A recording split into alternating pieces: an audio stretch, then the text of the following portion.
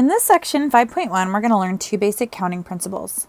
And really, the purpose of this section is just to learn to count more efficiently.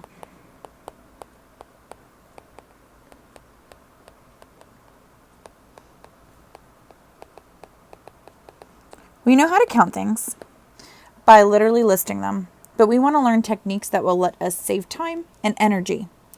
So, one of the big questions we're going to have to ask ourselves is,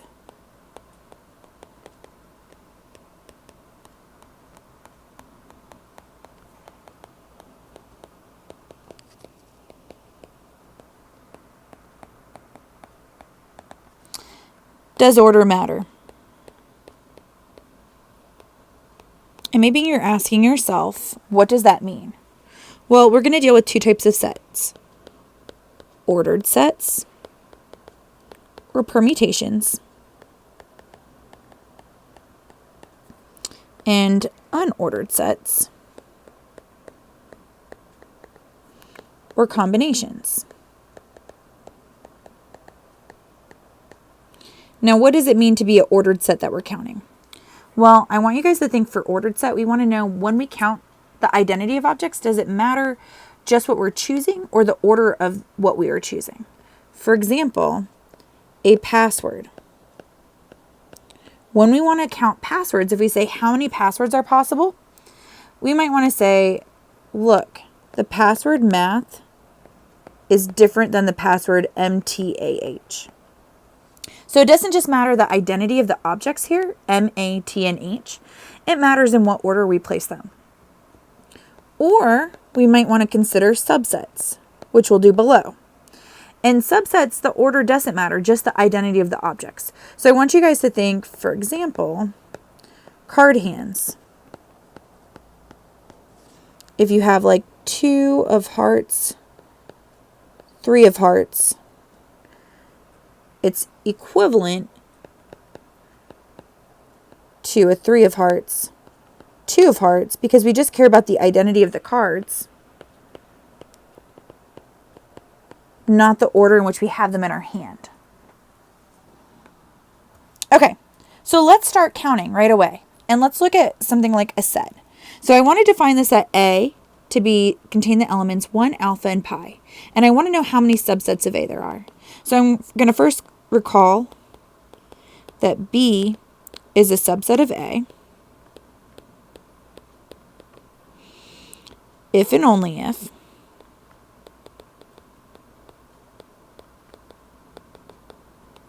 for all X in B, X is also in A. So basically all the elements in B have to be in A for B to be a subset of A. Well, maybe the easiest way to actually count up the subsets of A would be to list them. So the subsets of A are, well, one systematic way to do this would be by the number of elements. We could start with the empty set, the set with no elements. And then the one element subsets, sets that contain just one element from A. And then the 2 element subsets. And it would be easy to overcount here because I could also list alpha 1 as a subset, but these are the same subset. So I only have 3 2 element subsets, 1 alpha, 1 pi, and alpha pi. And then some people forget the 3 element subsets. Well, A is a subset of itself because it follows this definition. Every element in A is in A. So it's a subset of itself. So how many subsets do we have? Well, let's count them up. We got 1, 2, 3, 4, 5, 6, 7, 8.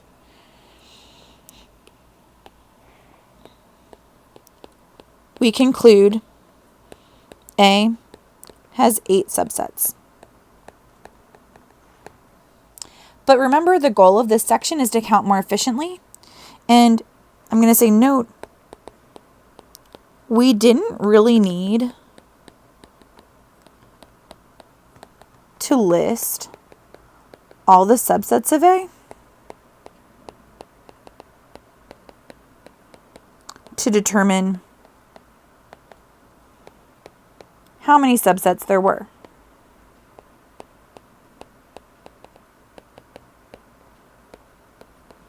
In fact, some of you guys might have come up with a more efficient way to do this. And I encourage you to pause the video and think if you could come up with an efficient way to determine the number of subsets that A has without actually listing them out. And so for when you come back, I'm going to say, and let me just remind you, this symbol means in, that we could actually make a decision about whether or not to include elements. We know to be a subset, you have to include elements of the set A. So I'm going to say since A has 3 elements,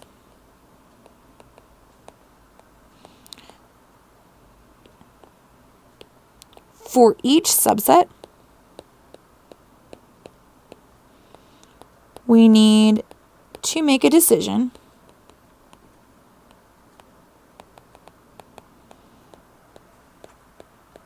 about whether to include each of these elements.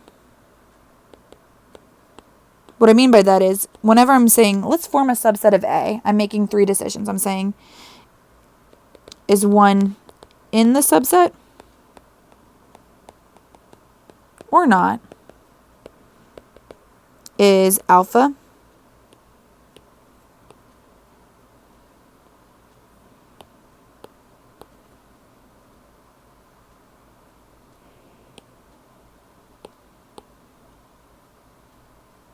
in the subset or not? And is pi in the subset or not? 3 decisions. So I'll even number them here. 1, 2, 3. And one way you can do this is by a binary tree, where we use this to mean in, and the in with the slash to mean not in. And I can say, okay, 1 is either in my subset or not in my subset. And then I can say alpha is either in my subset or not in my subset. Let me make that a little bit farther away.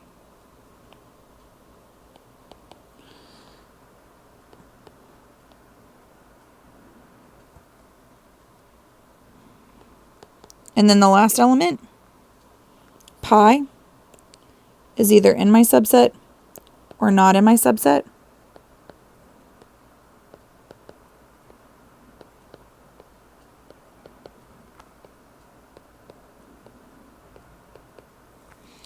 In this first subset, if we follow it across, how we read this tree is we're saying, okay, we're forming subsets. 1's in, alpha's in, pi is in.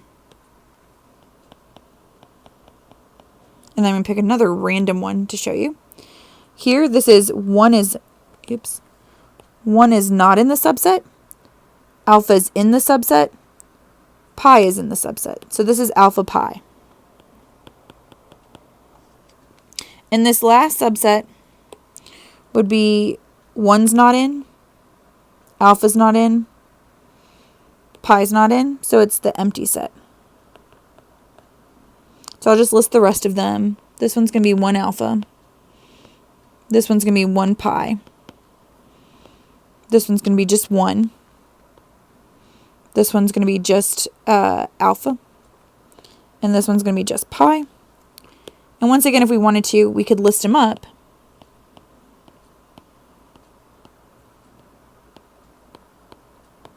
We still get 8. But instead of listing those out, we could think about this by the decisions we're making. And we could say, for element 1, I have 2 choices.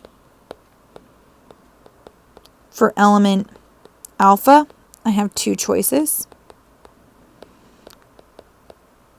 For element pi, I have 2 choices.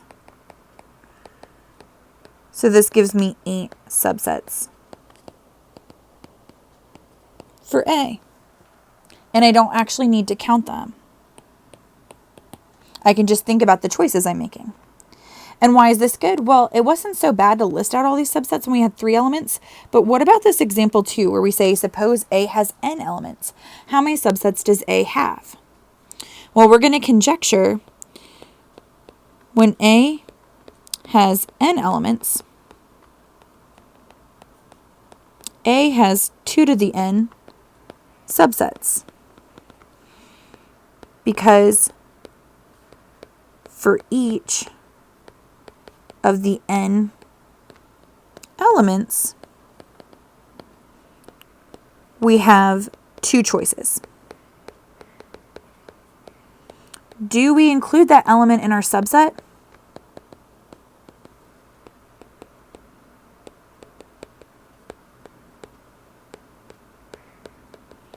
Or not?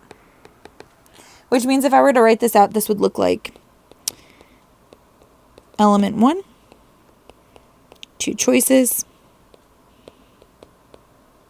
element 2, 2 choices, element n, 2 choices. Each of these elements is equally likely to be in our subset. We just ask ourselves, do we include it or not? And when we multiply them all together, we get 2 to the n. Now, in this class, you should understand 100% of everything you write down. So there is one question that should come up when we're saying we have 2 to the n subsets. For A, the 2 should make sense. We went over why there's 2 choices. But the one thing that should kind of be like, why can we do this, is why can we multiply the 2's together? What tells us we're allowed to do that? And right now the answer is our intuition. But in the next video, we're going to get a combinatorial principle that tells us exactly why we are supposed to be multiplying.